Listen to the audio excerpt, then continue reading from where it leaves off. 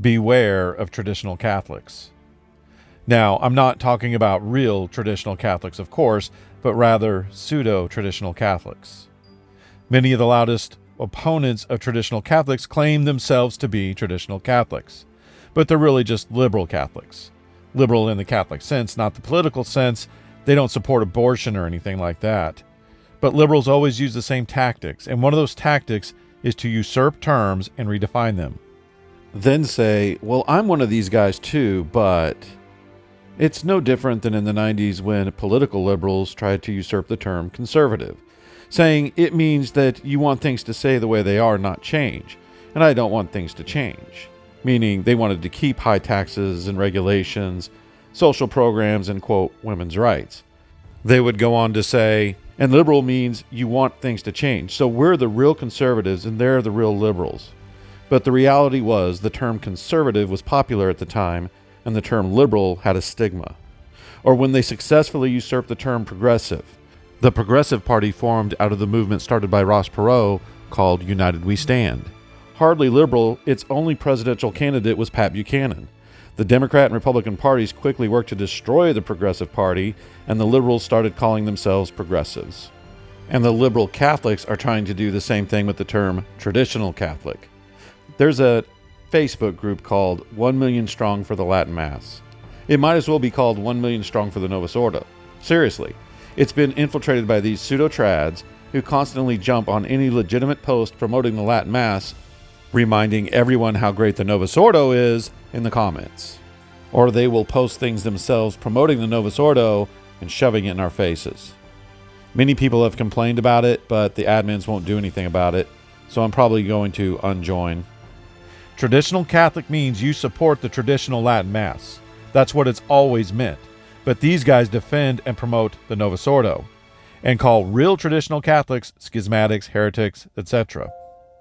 If your position is we need to ban the Latin Mass, or if you agree with that statement, you are not a traditional Catholic.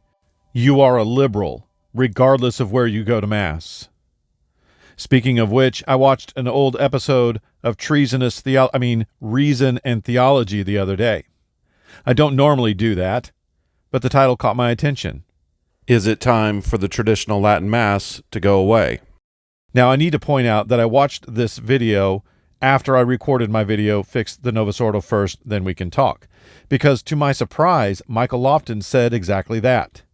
He said we have to fix the Novus Ordo first, so props to Michael on that. And that's where the warm and fuzzies end. His guest was Dave Gordon, from Church Militant, who proposes that the Catholic Church should get rid of the Latin Mass because all the good people are in the Latin Mass communities, and this will force them back into the Novus Ordo, and then they will force the necessary changes that need to happen in the Novus Ordo. Now, Michael Lofton agrees with the premise that we need to get rid of the Latin Mass, just that we need to fix the Novus Ordo first. And even though these guys believe that the church should get rid of the Latin Mass, they both claim to be traditional Catholics. The reason they believe the church should axe the TLM is that the Latin Mass has divided the church, and there should be one liturgy for the Latin Rite, as expressed in Traditionis Custodes. Dave Gordon actually cited Quo Primum because it says there should be one liturgy for the Latin Rite. And which liturgy does Quo Primum say it should be, Dave? You can't have it both ways.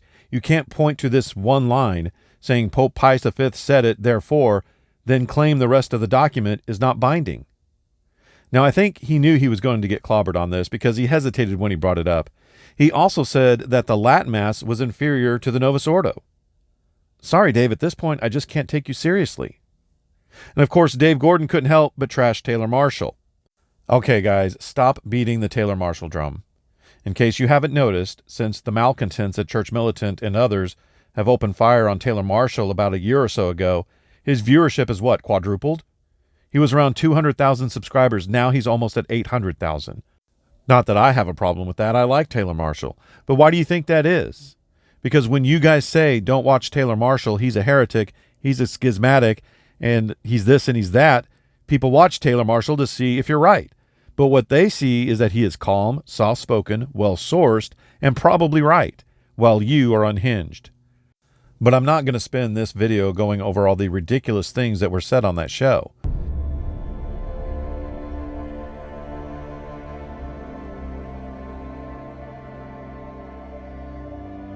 What I'm going to do is show that banning the Latin Mass is a really, really bad idea, and that no matter what, in the end, the Latin Mass is going to win out over the Novus Ordo, whether they ban it or not. Why? Because forget contraception, the Latin Mass crowd thinks NFP is birth control and therefore sinful. So they're the ones having the 10 plus kids, while the Novus Ordo contracepts just like the world does. And I'm not just saying that because that's what the statistics say. I've known some of these women and they're not going to stop contracepting. And if you tell them the church's position, they'll say, well, Father said it was okay. There was one priest at my old church who preached against contraception, and so those women called up the bishop and got him moved. And the kids the Novus Ordo crowd do have leave the Catholic Church when they become adults. Over half of the people raised in the Novus Ordo leave by the age of 23. Those raised in the Latin Mass have a much higher retention rate. So what does 10 plus kids and a high retention rate turn into in 50 years?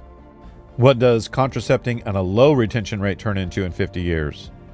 Eventually, the Latin Mass communities will overtake the Novus Ordo, and then they will be calling the shots. And there's nothing that can be done about it. The Latin Mass isn't going anywhere.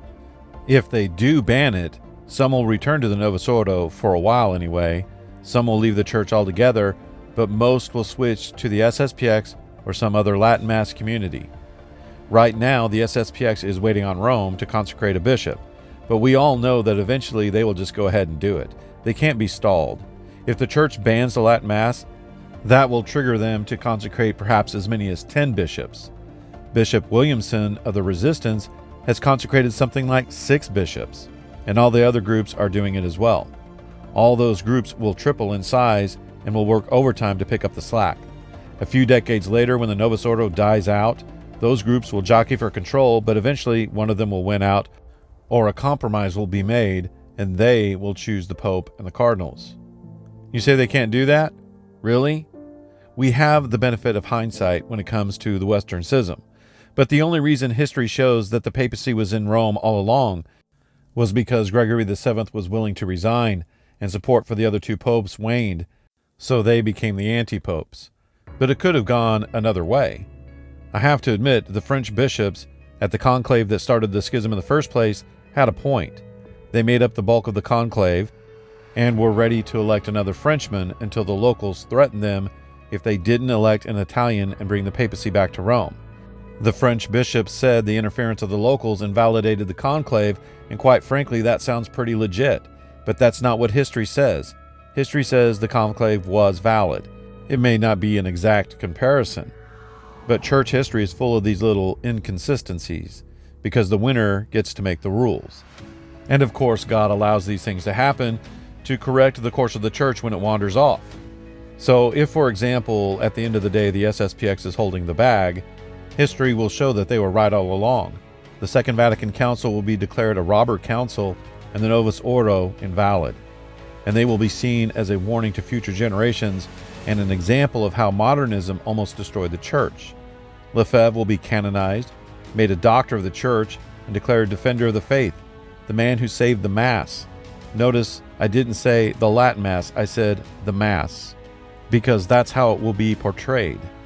And I think the church knows this, maybe not to that extent, but they know a wholesale ban on the Latin Mass will cause a schism in the church.